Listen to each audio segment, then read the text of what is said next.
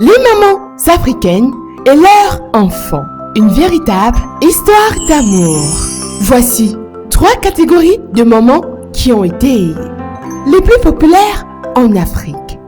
Nous avons d'abord cette maman-ci qui, elle, défie les lois de la gravité et manie parfaitement l'art du lancer. Il suffit pour elle qu'un objet soit à sa disposition pour qu'elle en fasse une balle de lancer. Maman, bonsoir. Quelle heure est-il? 18h. 18h! Mais ça m'a... 18h! Tu rentres de l'école à 18h. Alors, la maman prit la louche qu'elle avait et la lança sur son enfant. Et c'était pareil avec tous les objets qu'elle avait. Babouche, pilon, pain. Un jour, elle voulut même lui lancer la télévision. Mais... Attends. Bon, ça pèse comme ça. Attends, que je trouve autre chose à te lancer. Viens ici. Non, maman. Et ce genre de mère était toujours la première à vanter ses enfants auprès de d'autres mamans. Ma fille sait tout faire. Elle ne peut même pas me laisser travailler. Ah bon? Oui, elle a commencé à cuisiner à 6 ans. À l'âge de 6 ans, elle cuisinait déjà quoi? Je t'ai dit qu'elle cuisinait déjà tout. Le coq, le blé plantain, le coquille. Une fois, elle a même cuisiné le taro. Non, là-bas c'était à ses 5 ans. Ah, toi tu es bien. Moi, ma part d'enfant, c'est le cauchemar.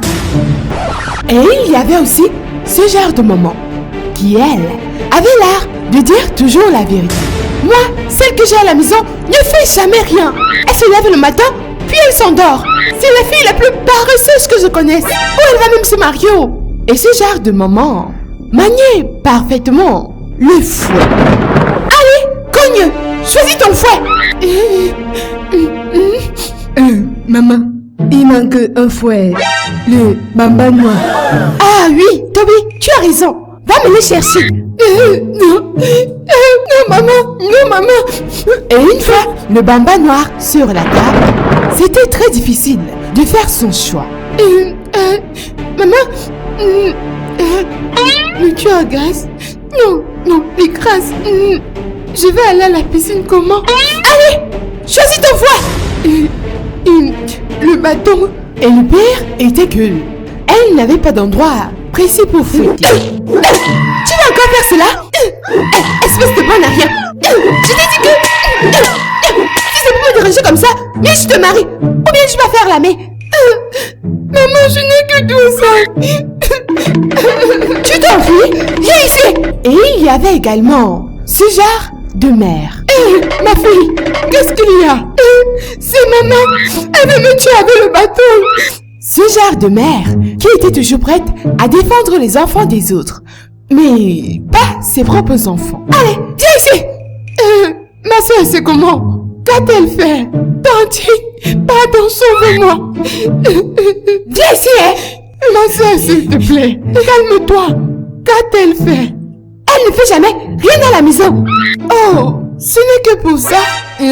Tu sais, ma soeur, les enfants sont comme ça. Il faut l'excuser. Prochainement, elle va travailler. Tu vas travailler, n'est-ce pas? Oui, je vais tout faire. D'accord, j'espère vraiment que tu vas tout travailler. Allez, allons-y. Et soudainement, l'enfant qui était avec l'autre maman dit donc: Madame, s'il vous plaît, ne vous en allez pas. Sauvez-moi aussi. Hé, cela, ferme-la vite. On part à la maison. Madame, ferme ta bouche. Quand on va arriver à la maison, tu vas voir. Je vais te corriger. Marchez devant. Allez, marchez devant moi. Maman, il y a quoi non? Je ne suis pas ta fille. Tu dépendais l'autre fille là-bas, non? Elle n'a pas fait ses travaux. Oui, seulement manger. Deviens-nous. Avancez là-bas. Et une fois arrivé à la maison, vous connaissez sûrement la suite. Allez, viens ici. Non, Amanette, maman noire. Et il y avait toujours une petite sœur qui se moquait, oubliant que dans quelques années, ce sera à son tour. Nos mamans étaient spécialement sévères, mais elles nous aimaient énormément. Elles étaient toujours les premières à s'inquiéter, à veiller et à nous attendre jusqu'à très tard dans la nuit. Et c'est pour ça qu'elles méritent le prix de meilleure maman du monde.